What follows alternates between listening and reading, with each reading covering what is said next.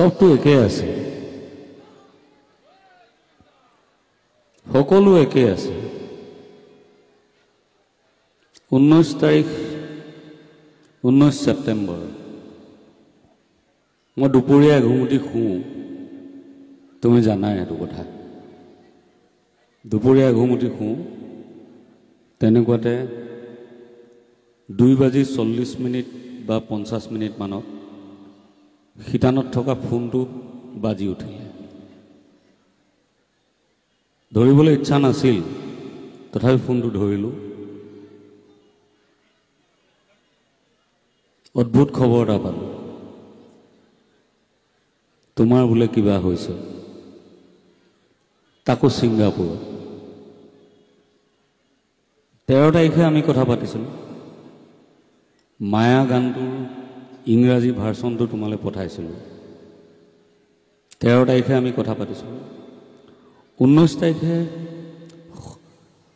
ৰাতিলৈ তোমাক ফোন কৰাৰ কথা আছিল মোৰ, কাৰণ 20 তাৰিখে আমি ডিব্ৰুগড়ৰ এখন ৰেষ্টুৰেণ্ট অপেনিং কৰিবলৈ যোৱাৰ কথা আছিল। মোক সুধিব লগা আছিল, তুমি আকাশেৰে উৰি যাবা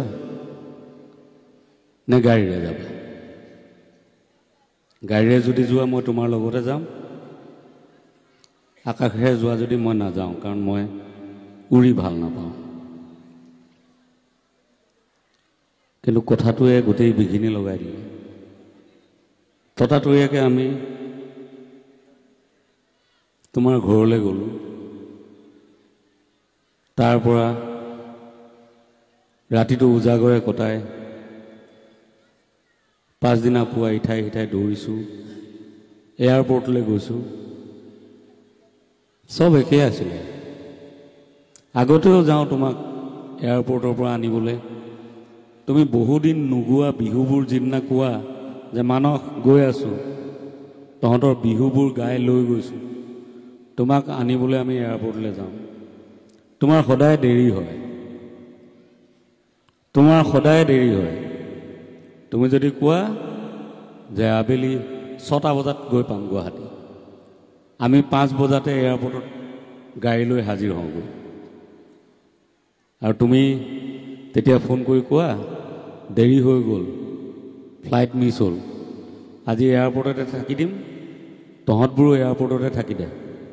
ৰাতিপুৱাৰ প্ৰথম ফ্লাইটখনত তেখেত আহে, আৰু প্ৰথম ফ্লাইটখন ঠিক 6 বজা বা ৰাতিপুৱা 7 বজাত গুৱাহাটীত লেণ্ড কৰে, আৰু আমি তেখেতক লৈ আহোঁ। আহিয়ে খাবলৈ বিচাৰে, মুম্বাইত নোপোৱা, অসমৰ বান্দৰ চাপ চাদা এপালি। সেইদিনাও একেই, আমি গৈছিলোঁ, খবৰ আহিল ৰাতি 2 বজাত তুমি আহি পাবাহি। ক'তা? তোমালৈ ৰওঁতে ৰওঁতে ৰওঁতে ৰাতিপুৱা প্ৰায় 7 বাজিল। 7 বজাত তুমি আহিলা, মাত্ৰ তুমি আনকালে আহি যিদৰে সাৱটি ধৰা বা মোক যেনেকৈ মাধৱ বুলি কোৱা, সেই মাতষাৰ নাই। মাত নোহোৱাকৈ আহি পালাহি। দুদিন যেনেকৈ আগতে মুম্বাইৰ পৰা অহাৰ লগে লগে ষ্টুডিঅ'ত মানুহে তোমাক ঘেৰি ধৰে, দুদিন লাখ লাখ মানুহে তোমাক সৰু সজাইত ঘেৰি ধৰিলে। তাৰপাছত তোমাক সোণাপুৰলৈ লৈ গ'লোঁ। সকলো মানুহে চেষ্টা কৰিলে এডাল খৰি দিওঁ জুইকুৰাত, মই কিন্তু নিদিলোঁ। কিয়? তোমাক জীয়াই থাকোঁতে বহুত জ্বলালোঁ, শেষত আৰু মোৰ জ্বলাবলৈ অকণো মন নাই। সকলো একেই আছে। আগতে যিদৰে অসমবাসী ৰাইজ তোমাৰ গান শুনিবলৈ মঞ্চত ৰৈ থাকে, 9 বাজে, 10 বাজে, 11 বাজে, তুমি নাই। পুলিচৰ লাঠিৰ কোব খায়, কোনোবাই পানী মাৰি দিয়ে গাত, কোনোবাই খেদা কুৰা লগায়, কাৰোবাৰ চেণ্ডেল ছিগি যায়, এতিয়াও একেই।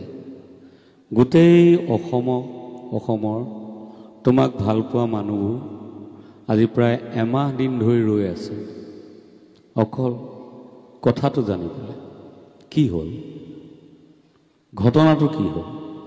তাৰ কাৰণে এতিয়াও তোমাক ভাল পোৱা বহুত ল'ৰাই পুলিচৰ মাৰ খাইছে, লাঠিৰ কোব খাইছে, পুলিচৰ গতা খাইছে। তোমাক ফুল এপাহ দিবলৈ যোৱা ল'ৰাটোকো গতিয়াইছে। মই জানো তুমি দেৰিকৈ হ'লেও মঞ্চত যিদৰে ইয়া আলি গাবলৈ উঠি আহা, সেই একেদৰে তুমি সাৰ পাবা। আৰু এই ল'ৰাবোৰক কেতিয়াবা পুলিচে আৰক্ষীয়ে যদি সম্বৰণ কৰিবৰ কাৰণে একুপ দুকুপ লগাইছিল, তুমি যিদৰে মঞ্চৰ পৰা চিঞৰি উঠিছিলা, এইকেইটা মোৰ ল'ৰা নেমাৰিব, এতিয়াও তোমাৰ সেই প্ৰভাৱ বিদ্যমান। আজি এটা মাহ হৈ গ'ল, এনে কয় যে দুখৰ ৰাতি নাযায় নোপোৱাই, কিন্তু তুমি অহাৰ দিনৰ পৰা সময়বোৰ কেনেকৈ গৈছে গমেই পোৱা নাই। এমাহ ইমান সোনকালে গুচি গ'ল, গমেই নাপালোঁ। গতিকে তুমি আমাক আৱৰি আছিলা, আছা, ঈশ্বৰৰ পুত্ৰ হৈ তুমি এই ভূমিলৈ আহিছিলা। বহুতে হয়তো তোমাক চিনি নাপালে জীয়াই থকা কালত, কিন্তু এতিয়া মোৰ বিশ্বাস প্ৰত্যেকেই তোমাক বুজি উঠিছে, জানি উঠিছে যে তুমি কোন আছিলা, তুমি কি আছিলা। আৰু মই আশা কৰোঁ, মই আশাবাদী, তুমি নিজৰ ওপৰত হোৱা প্ৰতিটো অন্যায়, প্ৰতিটো অবিচাৰৰ হিচাপ নিজেই লৈ যাবা। ধন্যবাদ।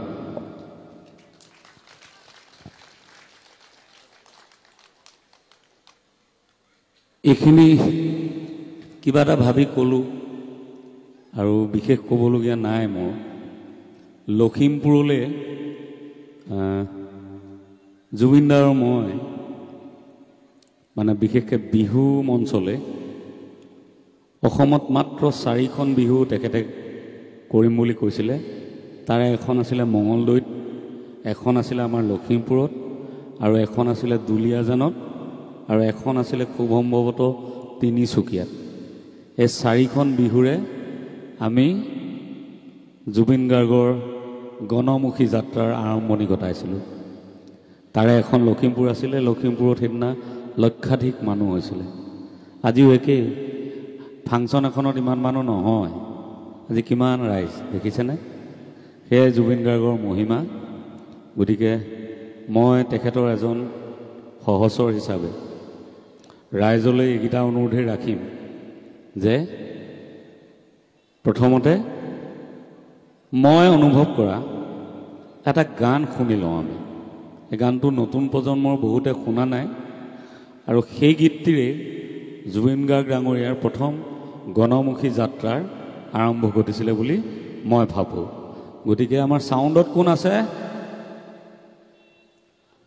সোণেৰে সজোৱা পজা গীতটি বজাই দিয়ে। মোবাইলৰ পৰা বজাব পাৰিবা? মোবাইল আছে নাই? যদি নাই কাৰো কোনোবা এজন যোৱাচোন, তাত সোণেৰে সজোৱা পজা গীতটি উলিয়াই দিয়ে।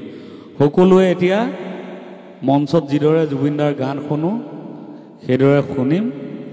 আৰু এই গীতটি হ'ল তেখেতৰ এই যে অসমৰ প্ৰতি ঘৰে ঘৰে প্ৰত্যেকৰ হৃদয়ে হৃদয়ে যি বান্ধোন, নিজৰ ঘৰৰ মানুহ এজন নাইকিয়া হ'লে যি দুখ, তাতোতকৈ অধিক দুখ যে ৰাইজৰ লাগিছে, আৰু সেই যিটো বান্ধোন, সেই বান্ধোনটো গঢ়িছিলে প্ৰথম এই গীতটিৰে। এইটোৱে মোৰ অনুভৱ। আমাৰ দেহ বিচাৰৰ গীতৰ সুৰত এই গীতটি সুৰ কৰা হৈছিলে। আৰু নতুন প্ৰজন্মৰ যিসকলে এই গীতটি শুনা নাই তেওঁলোকে শুনক, আৰু সকলোৱে শুনিম, একেলগে শুনিম। ঠিক আছে? সকলোৱে চকু মুদি শুনিম আৰু জুবিনদাৰ মঞ্চত গাই থকাৰ ৰূপটো কল্পনা কৰিম। হ'ব? ভাইটি বিচাৰি পাইছনে?